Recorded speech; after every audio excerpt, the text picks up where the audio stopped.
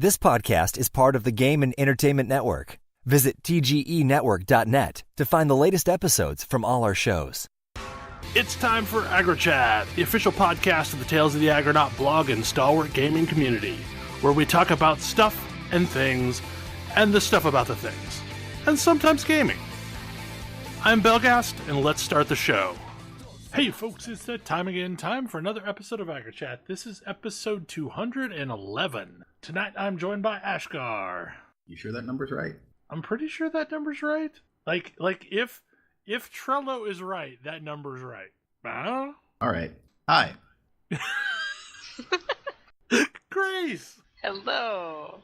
Godra. It's not like I know what number we're on, so I'm not going to ask that question. Tamriello. Are you sure that number is right? Hey, Phelan. That number is right. Yeah, because I was like, okay, I'm going to go over there and look, just to make sure. Thank you, Phelan, for being diligent. You're quite welcome. Yeah, so I don't even know where to go from this point. I'll be honest, that had a very vague, did you get that thing I sent you vibe from Harvey Birdman. I did want to make, before we get started, I did want to make one quick addition that we failed to talk about last week's Evoland 2 show. Sure. The volume in that game is very weird. I couldn't play it with any sound on. Oh, yeah. It's like crazy loud, and I don't know why. Like, even when I reduced it to minimum volume, like the lowest volume setting it had, I still couldn't hear people talking to me in TeamSpeak. I did notice I had to turn the stereo I pipe my game sound through down really, really low for it. Yeah. So Anyways. maybe they have weird options on their sound. Yeah. On the bright side, controllers actually work in Evoland too. It's true. Okay, so now we have a way of tracking topics that bounce from week to week. As I mentioned, we have a Trello board, so... one of the topics that kind of bounced around a little bit was Age of Sigmar. Tam, where were we going with this topic? So, I've mentioned a handful of times on the show that Games Workshop, the company that I have spent the better part of a decade holding up as how to do games badly in every conceivable way. Like, full stop, I've even written papers on like, hey, look at how bad this company is. I've mentioned that it's under new management, and wow, is it under new management.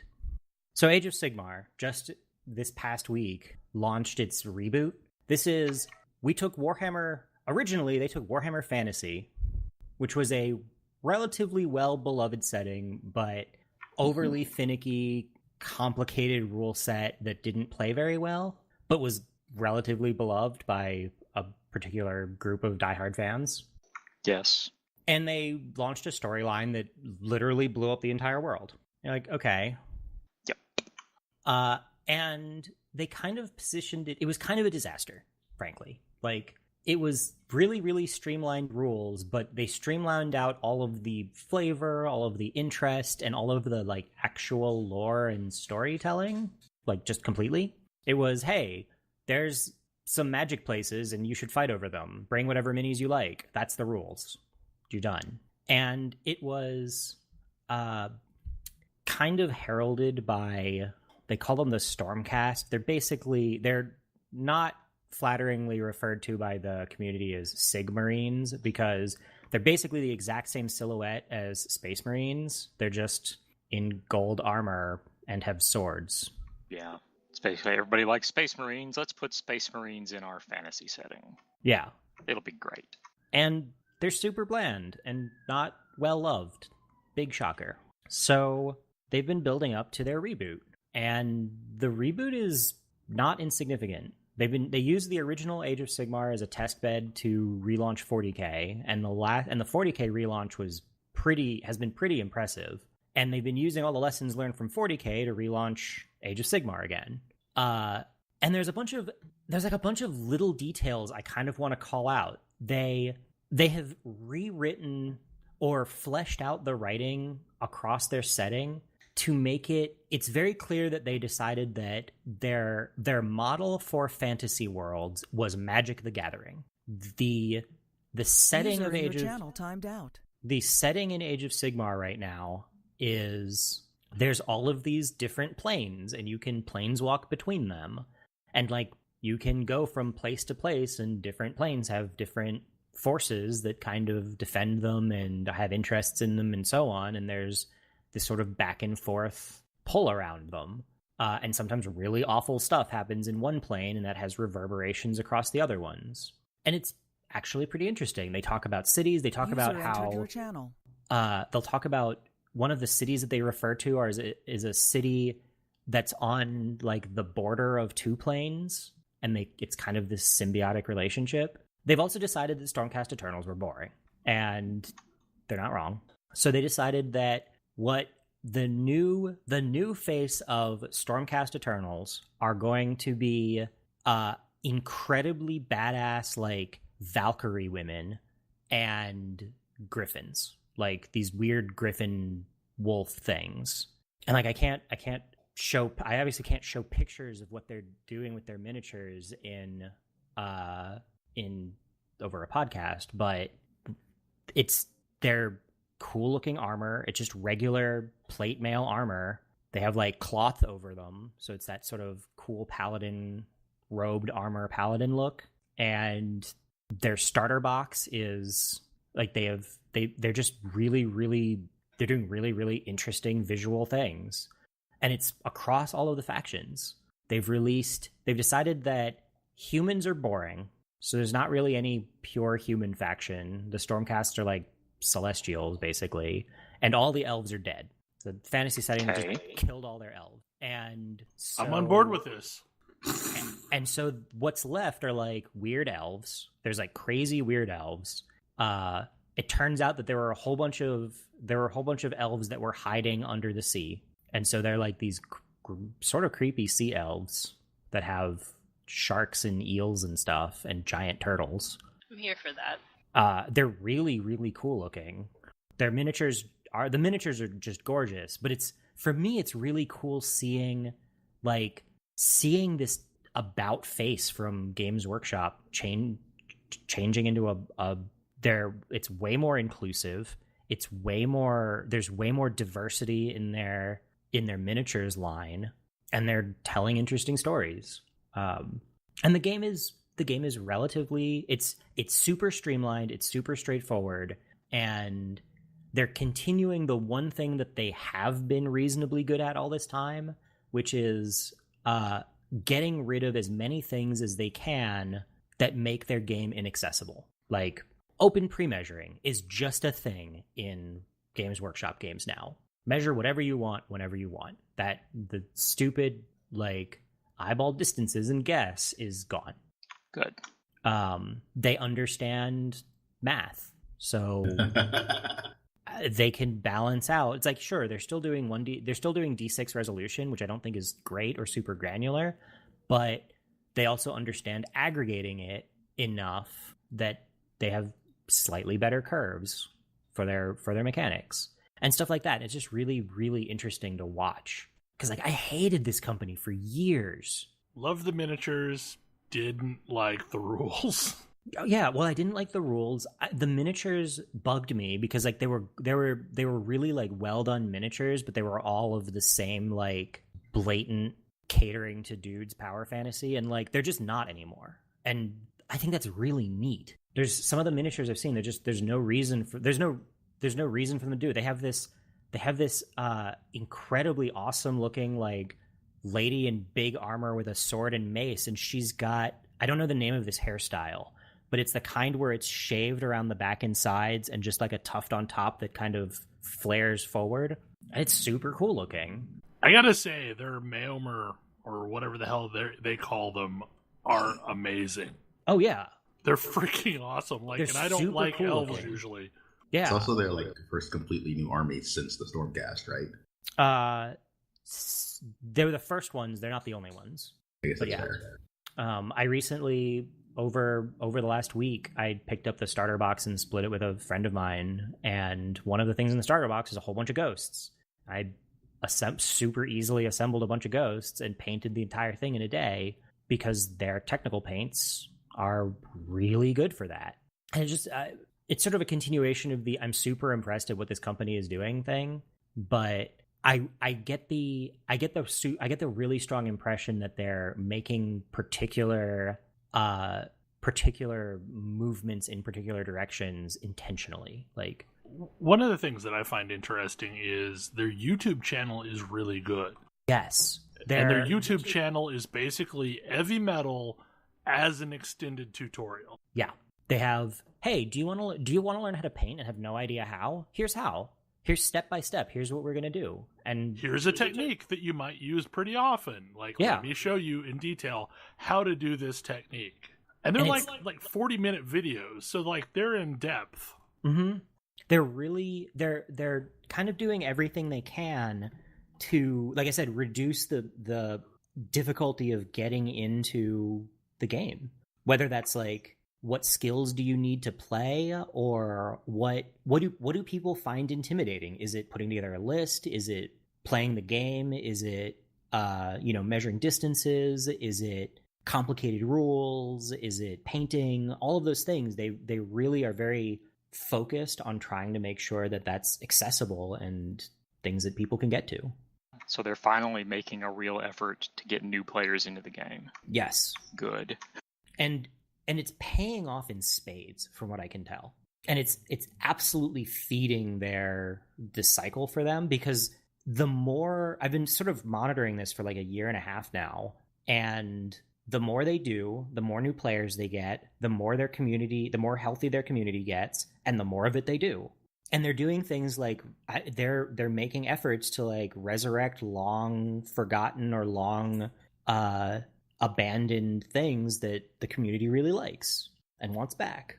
I would love to see them do a really interesting take on Chaos Dwarves. They just released new Chaos Dwarves. Really? Awesome. Yep, through Forge World. And it's, Forge World, but they're fully up-to-date rules as of less than 2 or 3 weeks ago. Forge World, aka I hate money. Yeah, fair. Although I remember somebody was looking at the prices and was like, "Oh, that's actually more expensive, but it's not ludicrous." I have to say they're righting some of the wrongs that they had done when they transitioned to plastic. Like, you're getting box sets that are a unit of a thing, not like 4/5 of a unit of a thing. Yes. So you have to buy multiple boxes to field the thing. Yeah. There's still a little bit of that going on, but and it's still a thing that people give them a lot of shit about, deservedly. But it does seem to be improving over there. The thing that they are doing more of is, if you get a box with an odd number of minis in it, you will have a few extras, not a few short. That's kind of a thing that they seem to be pushing towards. Or if you are a few short, they will release a small pack so you can get just like the 2 or 3 you need. Well, it's probably going to take a while for them to switch all that around, because they had built sprues based upon this number of things on the sprue. But It seems like the newer stuff that's coming out is right-sized, for lack of a better term. They're definitely working on it. And there's some weird stuff going on where they've standardized unit sizes, so it's like increments of 5 or 10. So you're not like, oh, this is a unit of 36 because this faction is units in groups in blocks of 12 or whatever. They're trying to make that a little bit more reasonable. And they're releasing just incredibly gorgeous, easy to assemble minis. The new starter box, I glued some of my stuff because of habit, but I didn't have to. The entire box went together with no glue. Wow, that's impressive. Mm-hmm. Yeah. And I'm impressed. That's starting to hedge in on Gundam level accessibility. It's like, oh hey, I just snip this thing out of the thing and put it together and we're done. I don't need glue. I don't need to get sticky. I don't need to figure out how glue cures. I don't need the right stuff. Just put it together and we're done. That's handy. Yeah, it's really nice. And they're moving towards that, and they're doing that without sacrificing the sculpt quality in any way. Like, they're really, really nice sculpts and interesting and varied without needing any glue. Now, it means that if you want to do your own custom stuff, then that's a lot more work for you. But I think even as somebody who likes to do a lot of custom stuff, I'd prefer to make it easier for people, and I'll work harder on my custom stuff than the other way around. The last little bit that I'm really interested in and excited by, they've kind of had this back and forth thing with magic where it's like, well, you do magic, but magic's just a buff, or it's like a fancy gun. Like, it's not actually interesting magic. In this one, they've created a new class of spells which have miniatures attached to them that do all kinds of things and are represented by a miniature on the board, ranging from like an hourglass that you can use to haste nearby units or slow nearby units, to a giant mouth that just tromps around the battlefield biting people. And one of the things that they're adding to factions is faction-specific versions of these spells. So I'm looking forward, I think Ash was pointing out the other day, I'm looking forward to the Inevitable Orcs spells, where you get a giant foot miniature that just stomps around. All wog, all the time. There's also an absolutely gorgeous Olander, the Mortarch of Grief, because wow, some of the words they come up with, is this like gorgeous, like creepy ghost bride that I'm looking forward to putting together. So how do you have you have a wizard at the lead of the army, right? Frequently. You can have wizards in various different slots of the army, but yeah, you've got a wizard, probably got a wizard somewhere. So is it more like War Machine, where you have a warcaster leading things, or is that less? Is it still more 40k or Warhammer, where you just maybe you have a wizard somewhere in there? It's kind of in between the two. You do probably have like really important hero characters that are likely but not necessarily wizards, but are very influential in the battle one way or the other. Mm-hmm. But it's not like, oh, you kill this person and the game is over. Got it. So it's sort of kind of in between the two. It's like, okay, you've got this cool centerpiece mini, but that centerpiece, you can actually do things with that centerpiece mini, because if you lose it, it's not the end of the world. Which is good, because Hero Hammer was a lousy era. And for anyone that didn't live through that time, it's basically like there were a handful of special, super expensive miniatures that you could field, and almost none of your other miniatures actually mattered. That was the one that actually determined the win condition. Yeah. Like, so, I don't know, as I guess an example, like one of my wizards is a great big tree, and this great big tree can wake up other trees to go hit people with their branches. And so it creates a new unit of tree people, but those tree people are the ones that actually have to do the work. Like, this one is summoning more trees, cool, but the trees are the ones that actually do the work. So you get a lot more support type pieces. And even like your big centerpiece, like brawler type characters usually have command abilities, which are buffs or whatever to other nearby units. So you're really... Okay, so how does that actually work? Like, are you placing still trees on the board as part of your setup, or yes, is it just okay? So it's not just like, oh, we decided to play with desert terrain and now you're screwed. No, the tree people have a thing where they can add forests to the board at the start of the game for free, and then there's a jillion spells that they have in various places that let them make more forests. Okay, it's like, wait, you didn't create any forest terrain? Oh, this is horrible for you. Yeah. And but then there's other restrictions, like when I summon all those trees to go beat people, like they have to all appear inside of a forest. So I have to kind of juggle around creating forests with filling them with things. Hey orcs, want to come into the forest? Probably not. We've got candy.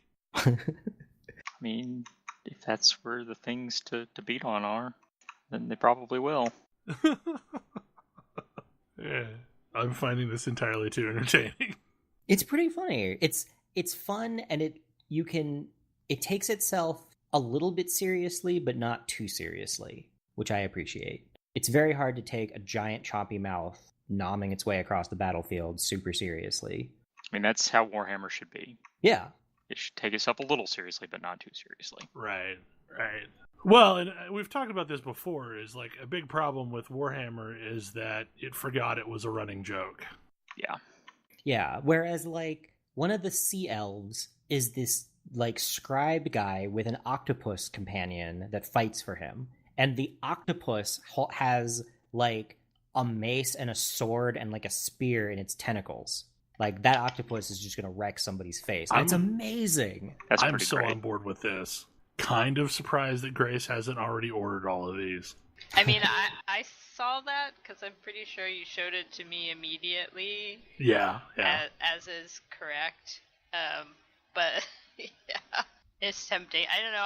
I still have, like, residual bad feelings towards the company, I guess. Like, I totally get it. Like, yeah, I've been there too. And I guess that's the thing that's been so surprising to me is watching this, like, I don't often get to see these, like, massive monolithic companies, these, like, fixture companies, like, pivot so quickly and so agilely. I mean, it took the better part of a year. Yeah, that's really fast for a company that's been doing this for 30 years. Right, it's 30 years in the making. Like, this is a really long pivot. It's a fast pivot for as long as they've been on this course. Yeah, and I guess that's the part that's really interesting to me is I'm perfectly happy to put companies on blast that are doing stupid things, but I also like to call out when they're doing good ones too, especially if it's like turning over a new leaf and trying to do better. And as far as I can tell, they seem to be. It's cool to see. I mean, it's still a miniatures game. Yeah. But okay, Ash, you threw these two on the list. Grumble, grumble, grumble. Disappointing sequel. Let's just start here before we get to the game that inspired this topic. Okay. So, every so often there comes a sequel to a game that you're sort of looking forward to it and it just doesn't deliver. Yup. Recent examples of this I can think of were, let's just get straight to it. New Gundam Breaker is a total piece of garbage. And I've been looking forward to it for a long time since I heard it was coming across the Pacific. Yeah. Which is super sad, because we didn't really get the other one other than an import copy. That import copy is a million times better than the one we did get, so play that one instead. So, for those unfamiliar, I've talked about it briefly on the show before, but Gundam Breaker is a series where you sort of build your model Gundam, and then you go take it and you fight other Gundams, and you come with various objectives, do a lot of fighting, get parts that you can use to customize your Gundam, and repeat. Gundam Breaker 3 is not perfect. It's got a lot of parts where it's not entirely clear how to make your Gundam better, which is probably its largest downfall. And also you can get kind of overwhelmed by options, which isn't entirely a bad thing, but there's a lot of options. New Gundam Breaker sounded like they're going to try to streamline some of that, in that they figured all the parts you get that are the same part could have the same stats. And therefore you wouldn't need to keep duplicates, so they'd automatically sell duplicates for you. And they wanted to change the skill system, which sounded like it might be interesting. It's tying skills to parts, and so you can use the skills your parts have, but it sort of fell to pieces. Getting parts is way more difficult, because in order to get parts, you have to collect them in your tiny inventory of 5 things, and then deliver them to a box, rather than just picking up everything you get during the battle. Your own parts are not guaranteed to stay, because they don't come back to your Gundam. They might just go flying, and you need to go find them somewhere. And by find them, you mean put them in your small inventory and bring them back to the box. I mean, if your arm is lost, then the first arm you pick up is going to become equipped. See, you could go into the battle with one build out and come out with totally different forced build out. Yes. Lovely. So you get to keep your own parts, but if you didn't take those parts you picked up and were using and put them in the box, then you don't get to keep those parts after the battle. Oh, man. It was like, design decisions were a little questionable, and then it doesn't play well either. On a new engine, apparently they decided to take the previous developers, and try to make a new one on their own, and this is what we got. So this is the most disappointed I've ever been in a sequel to anything I've played. Oh. But trying to think of some other examples. The closest thing I had was Shadow Hearts was great. Shadow Hearts Covenant was better. Shadow Hearts from the New World was kind of not. Yeah, New But it was World still a reasonably okay game. Prince of Persia, Warrior Within. I mean, like, there's a bunch of these games throughout history, though. Oh, I've got one. Invisible War.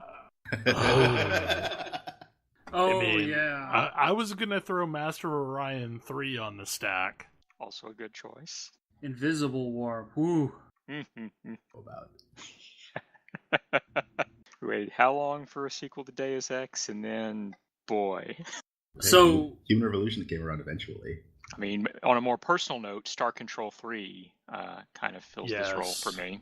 Yes, because Star Control 2 was so amazing. Yeah, like Star Control 3 wasn't a terrible game, but like Star Control 2 was so much better. Yeah, I mean, that's kind of how I feel about Master of Orion 3, because it was such an unplayable mess that to this day I can still break out and play Master of Orion 2 happily for hours. And the more modern rendition really still didn't give me exactly what I wanted. It was at least better than 3. It was better than 3. 3 was just, they changed everything for no good reason. The funny thing is like, there's a lot of people that would throw Simon's Quest onto this list, but of the Nintendo games, of the Nintendo Castlevania games, Simon's Quest is my favorite. Yeah, I like Simon's Quest a lot too. Simon's Quest is a weird choice because it's Symphony of the Night came from Simon's Quest. Yeah, right, yeah. right. But I think the problem with Simon's Quest was it was a vastly different game. It's kind of like, and the same is true Adventures of Link. Yeah, yeah. I mean, like I think it's a good game. I like that game, but it's a different game than what anyone expected. I mean, Super Mario Brothers 2 in the US, probably some people felt that way. Yeah, probably. You know, the game that I think most people wouldn't think this way, but I do, is Halo 2. And that's 100% just, hey, this is different than what I'm used to. Yeah. Yeah, I was just thinking, like, there's somewhere the game goes in a new direction, and that new direction isn't something that people like. But I feel like, kind of going back to the Gundam Breaker example, like, sometimes there's a game that's trying to do the same thing and just falls on its face. Like, for me, Borderlands, the pre-sequel, is trying to do the same stuff as Borderlands, but wow, I did not like that game at all. It felt too much like a Borderlands 2 clone. And I mean that in terms of like a cheap knockoff of the original. Right. Not like, yeah. I haven't played it myself, but apparently Other M was that for a lot of people. Yeah, I've heard that all, and I don't really even know why that is about that game. Like I think the main problem that people had with it was the way Samus was portrayed. Like, did not fit. I do find it interesting that in almost all of these examples, some other game came along later. Mm-hmm. Not so much the pre-sequel. That series might be. I mean, allegedly they're making 3, but none of the writers for 2 were there. So, That's a bad sign. The fact that that was part of the Walmart Canada leak, but it didn't get announced at E3, makes me question if it's real. I mean, there is Gamescom right now related to Star Control, I believe. I mean, there's definitely some shit going down related to Star Control. Yikes. Is Gearbox involved in that? I did not know that. Yeah, Gearbox is involved in all sorts of weird shit anymore. No, I'm confusing them with Red World Company, Stardock. Yeah, right. Stardock is the ones that are like, yeah. I less just surprising. thought it was weird that they bought out Homeland, or not Homeland, Homeworld. Yeah, that's what I was confusing it with. Yeah. They also own Duke Nukem. I mean, Hooray. maybe they can come back. No, they can't. No. It's just like it worked for Wolfenstein, but I don't think there's a workable version for Duke Nukem. No, not every 90s, not every late 80s, early 90s property needs to make a comeback. Like, I feel like anything interesting and good that could be done with Duke Nukem would alienate every single existing Duke Nukem fan. That said, are there really any existing Duke Nukem fans? Do they actually Not anymore. exist? I mean, if there were, then they played forever, and now they're not. I mean, I would be perfectly fine with Duke Nukem returning to its original roots as a side-scroller. Mm-hmm. I thought Duke Nukem 2 was great. I would also love to see a Commander Keen game. I assume that would elicit that reaction. I mean, I would also love to see a Commander Keen game, but not optimistic. Telling you, Billy Blaze teams up with the Vorticons to take down the Nazis. Be great. It will be super interesting to see if that actually somehow makes it in. I somehow doubt it. But it is frustrating when you like have a game built up in your mind and the actual version doesn't live up to it. And quite honestly, like, I think this is also a lot of what we've seen in the last several years with the horrendous vitriol from gamers attacking devs. I mean, to some extent, Mass Effect Andromeda was this exactly. I'm one of the people that liked the game, but a lot of people did not at all. They went in a new direction with Andromeda, and I think that Andromeda is, like, I returned to it. I think it's quite good. It just is it's doing something very different than the original Mass Effect was doing. The original Mass Effect trilogy is just a space opera. Yeah. With politics and other stuff. Yeah.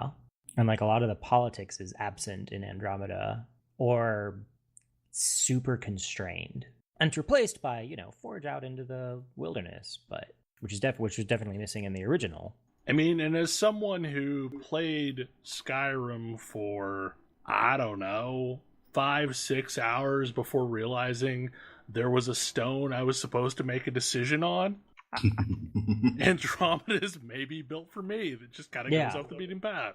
Yeah. Like, it was in my wheelhouse. But I think that's the thing, is like every so often a game gets made that goes in a different direction, and as a result, like, it's going to alienate a certain amount of people. It's sort of true of every decision that you make.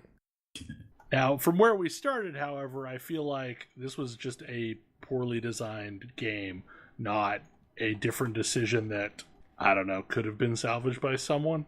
Like, if you had felt differently about the decision process, like, all of those things you said, Ash, seemed like really short-sighted decisions. So if I want to say good things about this game, a lot of the effort went into the single player. It's like a visual novel style thing, so that's where some effort went.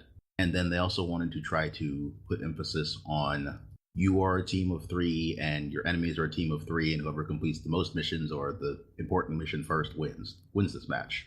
So their focus on competition and their focus on the single player seem to have pushed out some of the other things. But the visual novel aspects being well done don't make the actual game that fun, unfortunately. Right. I mean, it feels like it messed with the core loop of what made the game fun, which was beating up Gunpla, using the parts to build new Gunpla. But there are games that have done that successfully. Like Assassin's Creed Origins is fundamentally a different core loop than all of the games before it. And while I loved the change and it basically made Assassin's Creed a not dead game series to me, I know people like Void absolutely hated Assassin's Creed Origins. And talked at length on the podcast he's part of about how it wasn't an Assassin's Creed game. Yeah. And I think you've got to make the changes at some point. You've got to, and you're going to do it knowing that you're going to lose some people who have been playing it for a long time, but you've got to keep it fresh.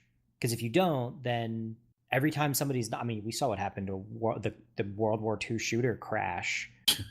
That was like, we're not going to make a game set in World War II for like 10 years because it was just a topic that was like, nope, not even. Nobody's willing to touch that one. I mean, and MMOs are the same way in a lot of ways. Like, nobody's making MMOs. Well, and as much as I generally dislike EA, I do have to say, I started playing Battlefield 1, I don't know, about a couple months ago, and like, for a shooter, that's a very fresh take on the World War I era of games, and like, it's really story driven and it's interesting, which is weird to me because Battlefield was always the non-story driven game series, and Call of Duty was the story-driven game series. Mm-hmm. And now the latest Call of Duty isn't even going to have a story mode at all. So it's kind of weird how those have shifted, but whatever.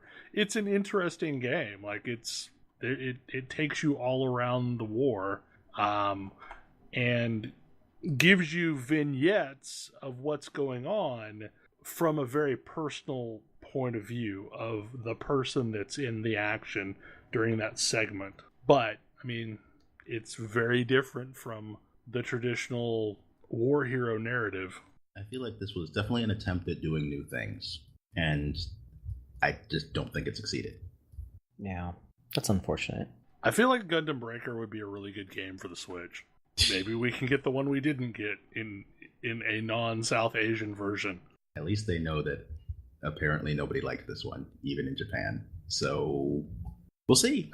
So maybe we won't do that again. Maybe we won't do that again. So another topic that I think has been brewing for a while, but we never got around to talking about it, is Gloomhaven. Yeah, well, we've only played 3 scenarios of it so far. Yeah. So this game is great. Let me just start there. Good. Like, I'd wanted it when I couldn't kick it on the Kickstarter when it was, because at the time, so I didn't. But it was one of those things that I followed and was interesting.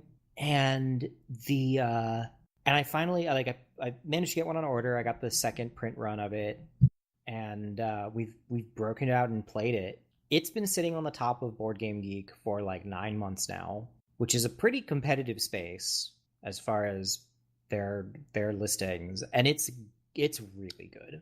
Yeah, they're saying it's probably never going to get unseated. It's like there's some theories about that. Basically, it went up so quickly, and its staying power has been so good that it doesn't seem like it's going to get unseated anytime soon, based on the Board Game Geek algorithms. So I guess the question is, like, I look at this game and I see it is extremely expensive. Is it worth the price?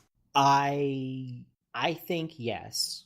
Yes, it's a crazy expensive game. So this is what Gloomhaven is doing. You're familiar with Pandemic Legacy? Yes. Right. There's this new like board game thing that's like, let's fundamentally change the game as you play it. And with Pandemic Legacy, it was like, this game gets one play. You're going to play it a bunch, but each time things are going to change, and when you get to the end, like, that's it, you're done. Which is one of those things that people don't like, even though it is reflective of how people play games. Because most board games for most people will get a handful of plays and then their group is done with it. And so I can kind of see the like logic behind Pandemic Legacy. Gloomhaven takes that same thing and says, what if we made this a co-op fantasy game? And every Gloomhaven box is its own persistent world. So when I play with Ash and Kodra, and we do some scenarios, and we get some results of those scenarios, like we get some more prosperity for the city, or somebody upgrades one of their spell cards, that spell card and that prosperity carries over as part of the world state for another group that might play it. And so there's like global unlocks. Like, oh, we unlocked ancient technology. We don't know what this does, but it's unlocked for everybody who plays the game now. We found this location. This location is now a point of interest for everybody who plays. And this can unfold in all kinds of different ways, because there's a lot of random card draw and a lot of event cards, and you often have choices as to how you want to resolve a particular thing. And so you can very reasonably have very different outcomes. It's really, and it also, the thing that it does so well, you get the box, and there's a whole bunch of sealed stuff in it. Like, there's 17 classes in the game. You start with 6. How do you unlock the rest? I don't know, but you really want to.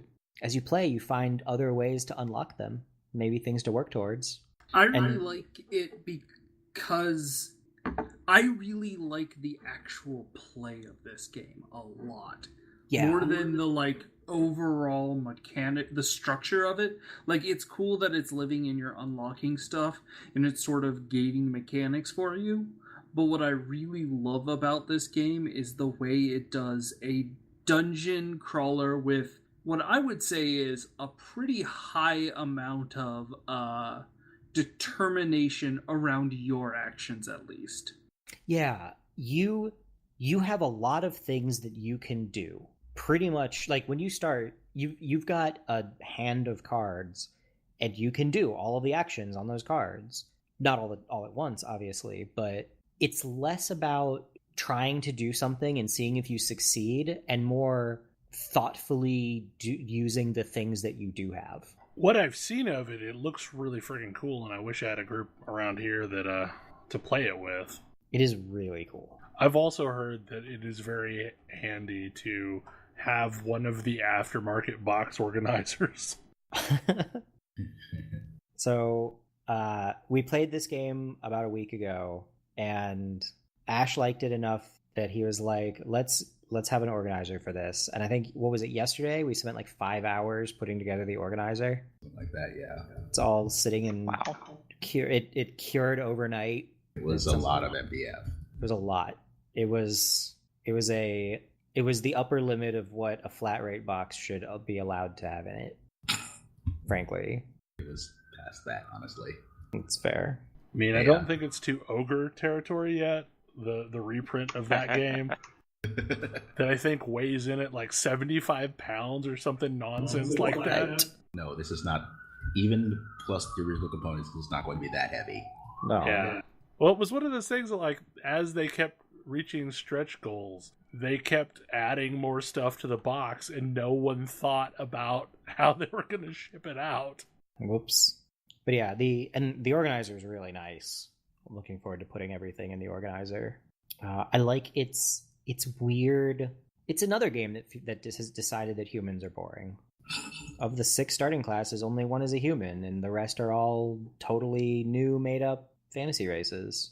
I'm some kind of flower. Actually, I don't think I'm actually a flower. I'm just called Orchid. Like I don't know. You seem to have flowers for hair or something. That may be true. Maybe I am just a big flower. Either way, I'm a big flower wizard. I mean, I'm okay with this. The different classes feel not just starkly different, but play very differently. I've been playing the wizard, or the spellweaver, and she's about planning. I have all kinds of super powerful abilities that are like big, flashy, strong abilities, but I don't last very long. I have fewer cards than everybody else by like a third, and which means that when you run out of cards, you're out of the fight, and you can refresh your cards slowly, but there's a constant leak of cards, and when you can't play any cards, when you can't play a full turn's worth of cards, that's when you're out. And the wizard gets there really fast if you're not careful, and even sometimes if you are careful. The card management is a really cool aspect of it, and the size of your hand is really a good indicator of how many times you can cycle through. Yeah, because the way it works is you play 2 cards every turn, and those usually go into your discard, but sometimes they can be lost. When at the end of a turn, you can either take a short rest and restore your discard pile minus 1 random card, or you can take a full turn and take a long rest, which is you get some health back, and you get to choose which card you're losing. But either way, you're losing cards every time you refresh. And so you need to make sure that you're not refreshing too often, but also getting the most value out of all of your cards. And part of the wizard thing is I need to be thinking so that I don't waste, because I have to play something every turn, so that I don't waste cards. I need to make sure I'm planning like 3 or 4 turns ahead, because if I'm not, I'm gonna run out of cards too fast, or not be set up at the right time to do something, like waste a really powerful spell on something that doesn't really need that kind of power wasted on it. I'm really looking forward to finding more stuff and unlocking more stuff, because it seems to unlock new things at a reasonable pace, enough that it stays interesting and you're not like, oh well, I've got to grind all this to make progress.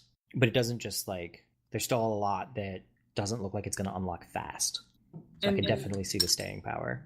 And very importantly, it is also a game in which losing does not kill you. Like, losing is not necessarily even a setback. It's like hey, you should probably go do that again. Yeah. That's another big one. Like, your time investment is never wasted, even if you fail.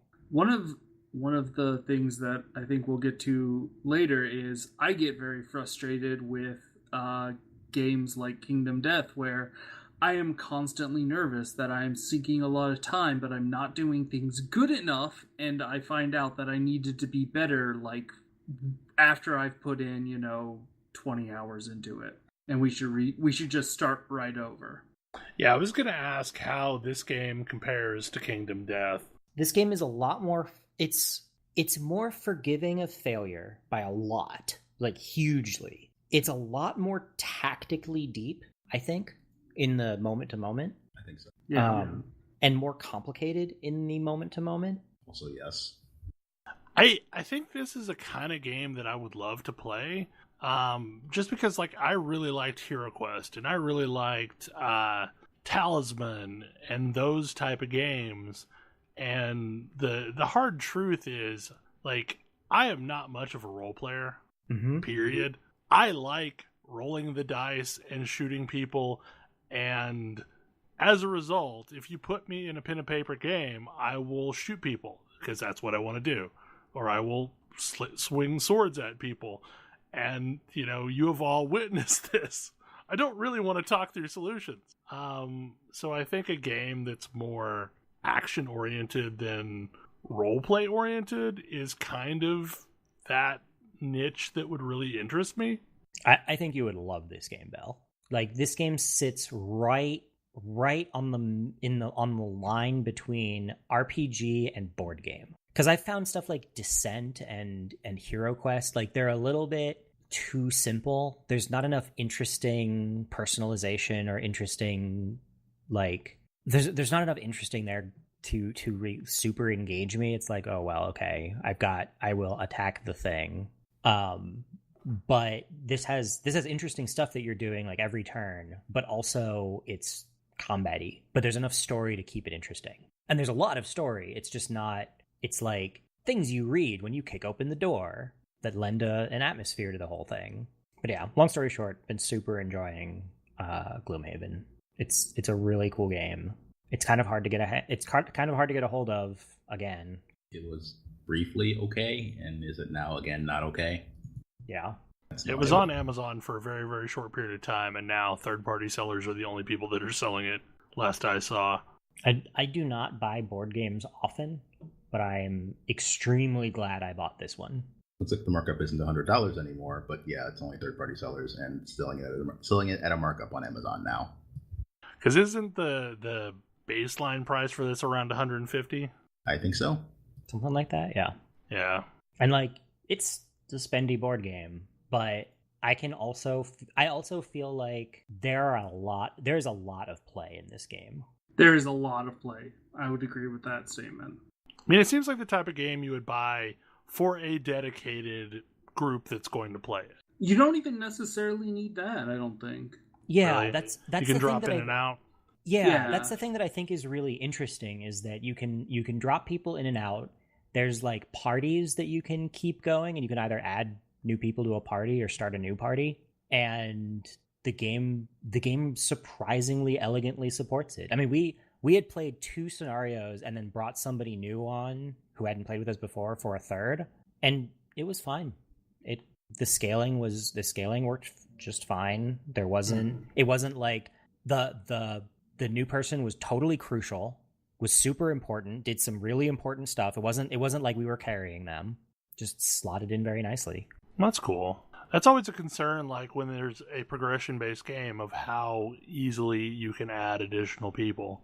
I mean, probably if we played for like 3 months and then tried to bring some random new person in, it would be less effective. But also the game has a built-in... Yeah, exactly. Also the game has a built-in mechanic where at some point, whatever character you're playing is going to retire and you're going to make a new character.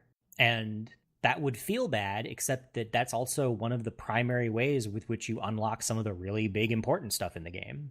And it allows you to re-roll to one of those new classes that just happened, yeah. Yeah, it's built to be like, oh hey, you completed your quest as a wizard, congrats. You get to open this envelope. This envelope probably has something cool and new in it. And then it's time to make a new character. Maybe you're going to make something cool. Maybe you're going to make that cool new character. Or maybe you're not, because your new character is going to get some automatic perks anyway. So maybe you'll just make a better wizard.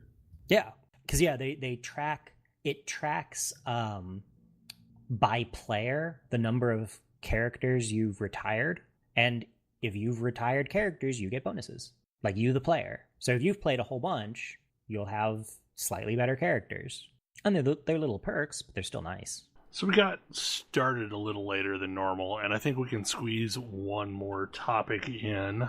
A bunch of us have been playing Elder Scrolls Online lately, and I don't know who put the topic on the board. I didn't think it was me. Basically, to talk about, the current state of the game. Because quite frankly, it's been all I've been playing lately. I am working on New Game Plus, and there was a moment that I had been waiting on all this time, to where I arrived in the Rift, and I finally got to see our namesake characters in production, because the last time I had seen them was in one of the beta builds, when we ran out to specifically see them. But man, this game is in a really great state. I'm definitely enjoying it.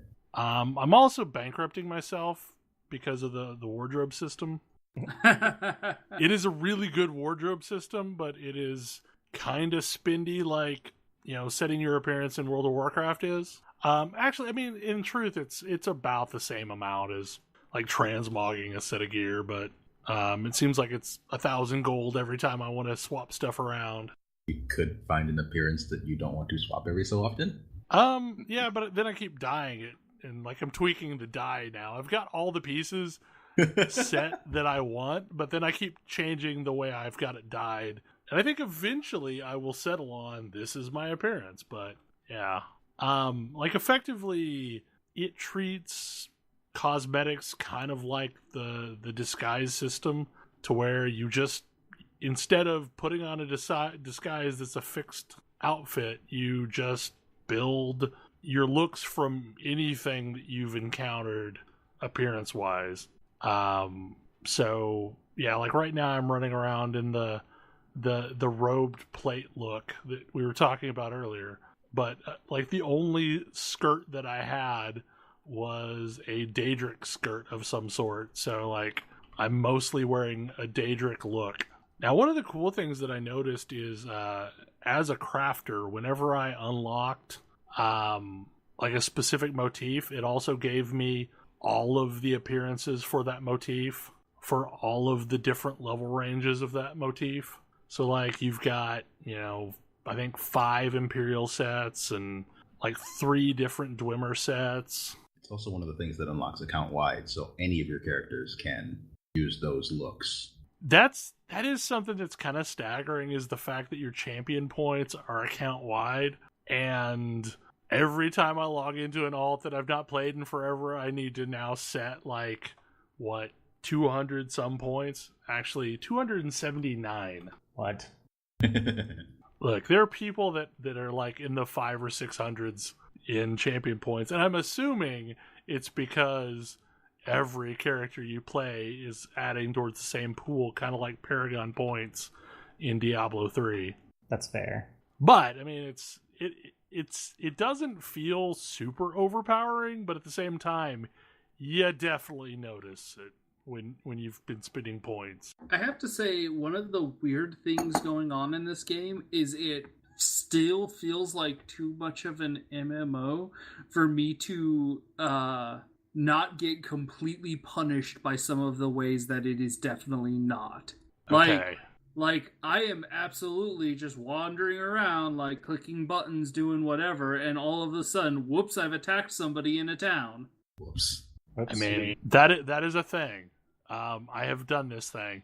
I have accidentally killed civilians, and when you accidentally attack them, it's like, well, I might as well kill them and loot them because it's not like I can say Wait oops. a sec.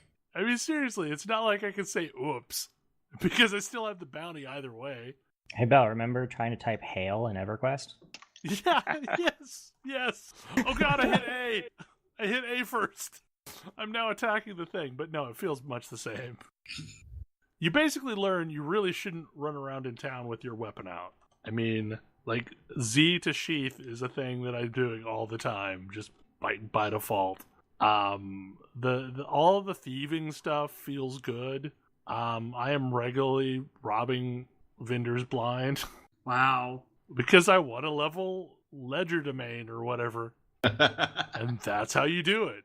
I am definitely familiar with the thieves guilds in most of the towns. I've only done one expansion quest. I guess that's one of the confusing things is they have things they call expansions and they have things they call DLC. And technically I've done one DLC quest because I didn't know it was a DLC quest. Thieves Guild quests? It was one of the Thieves Guild quests, yeah, that I thought was just, oh, I'm in Windhelm, here's a quest. Okay.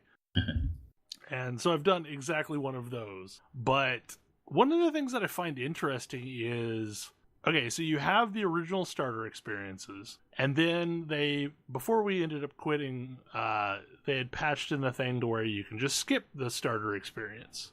That would actually end at launch. Okay, yeah. I never did this thing, but I always did them too, because there were sky shards there.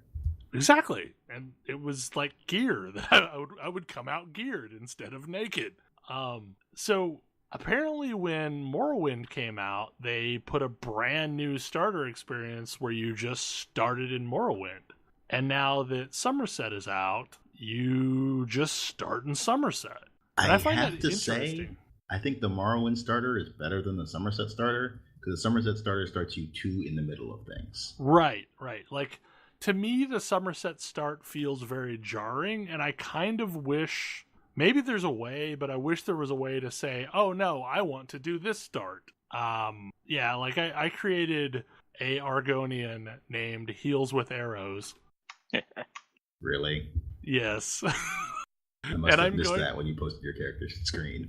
Yeah, I'm absolutely going to heal with arrows, except for Wardens. Templar? No, it's a Warden. Wardens get a heal spelling, a healing line. So sure. I think Wardens do actually have stamina-based healing. Yes, they do. They absolutely do. So I am going to do a stamina bow build. Well, okay, that wait also a has second. some heals. You get one. You get one. It's enough. I want to be clear. I can technically say I'm healing people. I am also technically going to be healing people. Maybe if we have enough people technically healing people, it'll start to count. I mean, if I was going to do anything serious, I'm going to still play the Dragon Knight, but I just didn't have any character that wasn't melee based. So I'm like, I will play a bow character. Are you also going to wander around with a bear? Probably. Okay. Make a Warden if you're not going to wander around with a bear. I don't know. There are 2 other ultimates. There are a lot more than 2 other ultimates. I mean, Bow Warden is basically me attempting to recreate the WoW Hunter, or some semblance thereof. Like, I want to shoot a bow, and I want to run around with a big pet. So if I can do those 2 things, I will be happy with heals with arrows. Those are mostly things you'll be able to do, I think. But really, like, if I'm being honest with myself, I'm not going to take any of these characters serious other than my Dragon Knight, because I've spent way too much time on the Dragon Knight. I don't know. This game is such an interesting amalgam of things to me. Like, I can tell that at this point, those of us who have played for a long time are just indoctrinated into the way that it works, because Void has been having issues getting used to the playstyle.